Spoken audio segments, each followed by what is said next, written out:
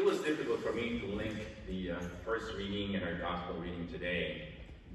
They don't seem to connect very well to each other. But it blends perfectly to our responsorial psalm, which is Psalm 136. It talks about the Lord's mercy is everlasting.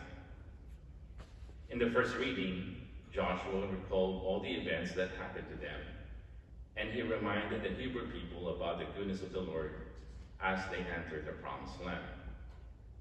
Then the gospel talks about marriage and divorce.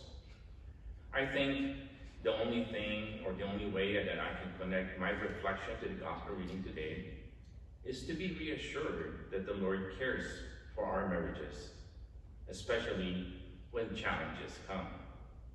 And the Lord will always be with us in pain and difficulty in time of divorce. God will never abandon us, for his mercy is everlasting. However, throughout the whole week, the responsorial psalm seems to resonate in my mind. It reminds me of the song that we sing in Couples for Christ. His love endures forever, and it repeats over and over in my head. My daughter said, it's cold, earworm, or brainworm. You know, that is when you hear a catchy song and it plays repeatedly in your head like a broken record, and you keep singing it over and over and over again. That is how Psalm 136 it is to me. It was stuck in my head the whole time. I actually feel like singing it right now, but I don't want to mess up your day. Anyway, last weekend, we attended a men's retreat with Father Jim in Nisbet. He is a Native American who lives in Monterey. Anyway, he said that when they celebrate Mass, they have a litany of thanksgiving at the end of the Mass. He said it was just a part of their culture, and that is just what they do. They believe that God already knows what we need. So all we have to do is be grateful of God's goodness and be thankful for everything that God has done for our lives. So instead of saying, Lord, we ask you to, he said, Lord, we thank you for. After hearing that, I knew that that was an affirmation from the Lord. He told me to reflect on Psalm 136. Anyway, Psalm 136 is a litany of thanksgiving by the Jewish people. It is called the Great Hallel.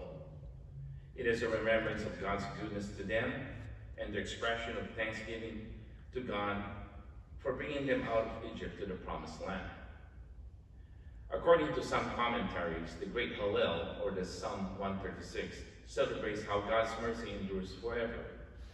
Despite of so many difficulties, complaints, and demands of the Hebrew people, God's mercy was always upon them. Some scholars believe that Jesus sang the Great Hallel with his disciples when he went into Mount Olives after the Last Supper. Before his crucifixion, Jesus found the strength to sing this song, to be grateful as he faced his final hour.